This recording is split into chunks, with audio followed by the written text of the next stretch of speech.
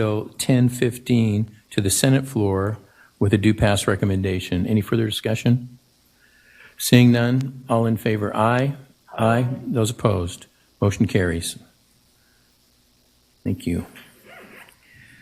Our next item today is Senate Bill 1071, amends existing law to prohibit instruction on human sexuality, sexual orientation, or gender identity prior to the 5th grade. Senator Tays will be making that presentation. Senator. Thank you, Chairman Lent and members of the committee. I'm Ben Taves, Senator from District 4. Today I present to you Senate Bill 1071. This bill's purpose is to restrict instruction of all kinds for children under grade 5. The goal is to maintain children's innocence during the most vulnerable and formative years of their life.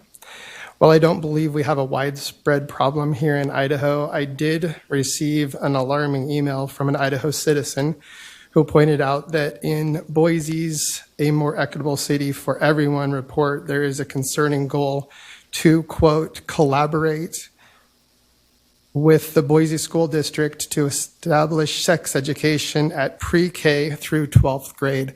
So once I saw that goal, I realized that this is a more relevant, especially relevant in the time we live in. There's already some suggestions to introduce such sex education or instruction at grades even below 5th grade.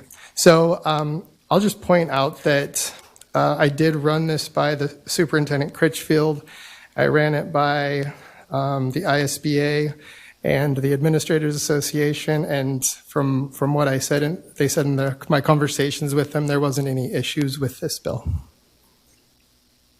I appreciate your time and encourage you to send Senate Bill 1071 to the Senate floor with a due pass recommendation to protect our children, especially in their youngest years of schooling. With that, I welcome your questions. Second on that, we'll hold on that for a second. We still have some more questions.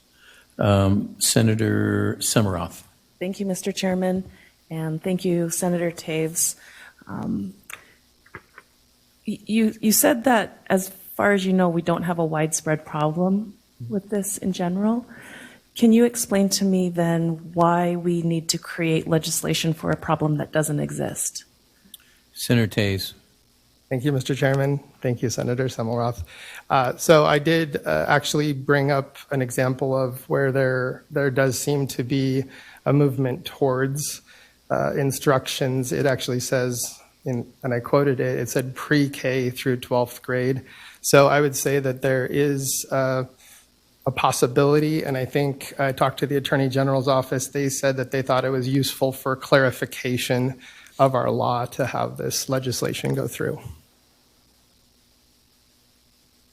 Follow up? Follow up, Senator. Thank you, Mr. Chairman. Thank you, Senator Taves, for that clarification. My district represents Boise School District. I'm an educator with over 20 years experience. I have not heard of this. I'm concerned that a whisper is being used to create legislation. It feels like a heavy-handed use of legislative powers, especially when we're using pre-K as the starting point when we have schools that don't even have full-time kindergarten, let alone pre-K programs. So I appreciate the time you've taken to present this bill as an educator who does not see this as an issue. I will not be able to support this bill, and I just wanted to let you know that ahead of time. Thank you. Senator. Mr. Chair. Senator, yeah, thank you. I was just reading from the report. I didn't add any of my own thoughts on that. I'm just saying what it says. And amended, the Secretary will read the bill.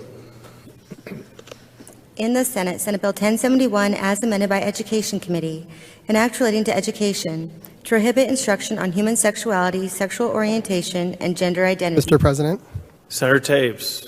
I ask unanimous consent that further reading of Senate Bill 1071 as amended be dispensed with, and the journals show it has been read the third time at length, section by section, and placed before the Senate for final consideration.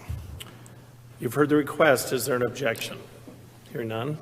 Senator Taves, you're recognized to open the debate. Thank you, Mr. President, members of the Senate. Before you is Senate Bill 1071 as amended. I'll label this as a common sense bill that I'd contend appeals to the vast majority of parents in our state. This bill simply restricts sexual instruction of all kinds prior to the 5th grade.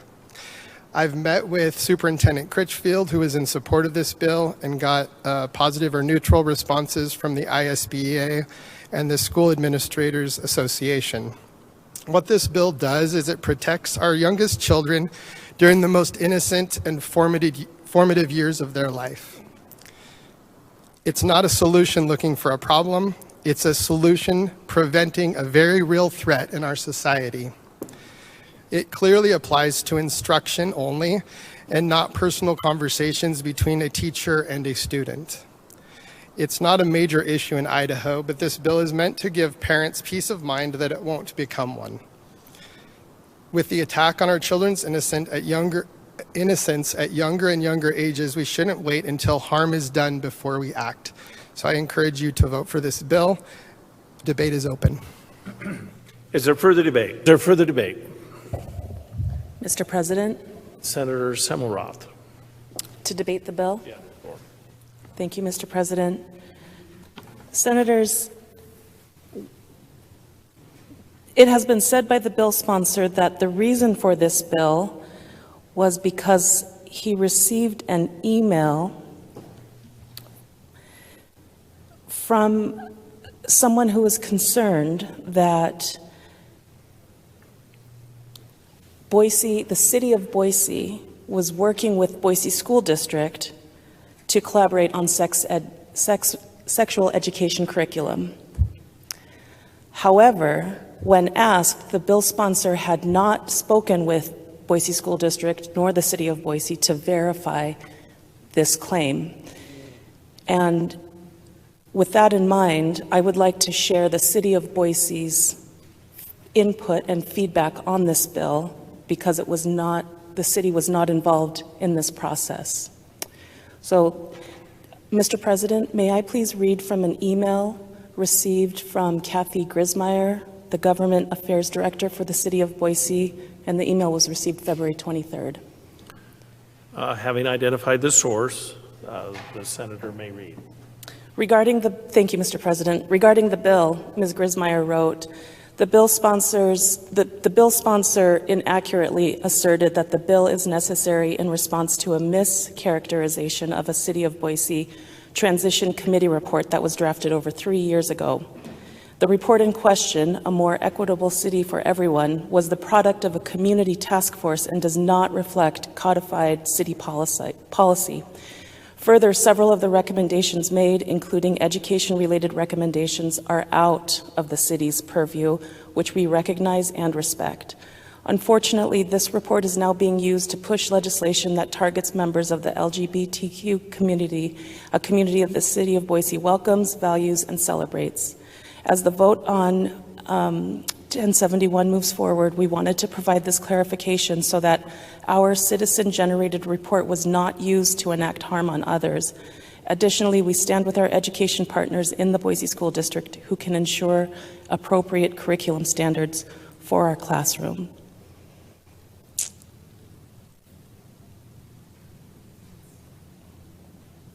I would just like to share that because Boise School District and the City of Boise was not included in the discussion based on an unverified email that was used to create legislation, for the record, I would just like to state that it's concerning that whispers are used to create legislation.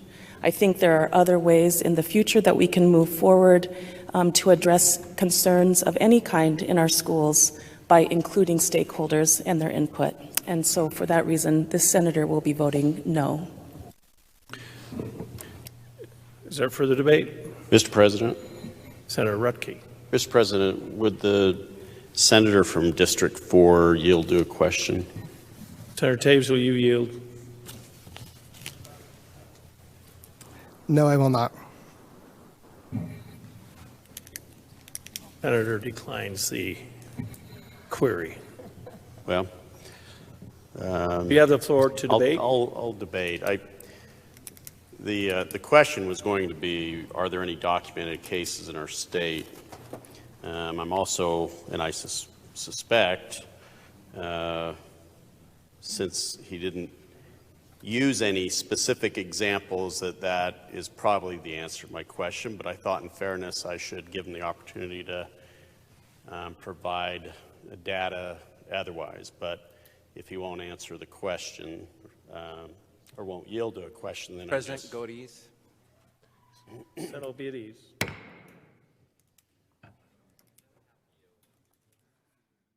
Is there further debate? Hearing none. Senator Taves, you're recognized to close the debate. Thank you, Mr. President. Good senators, I can't say I'm surprised that we had some spirited debate, and I appreciate the points that were made.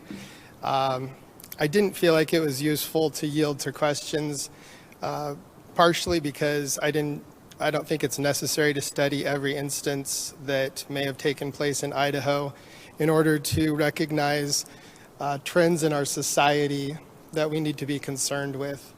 So these aren't areas of instruction that are appropriate at this age. In regards to the comments from the good senator from 17, this was not started from an email. I actually introduced this before I received the email, and so I just wanted to set the record straight. Once I received the email and read what the transition plan included for the mayor for the city of Boise, then I brought that up as evidence that maybe there is a problem that's a little closer than we had thought.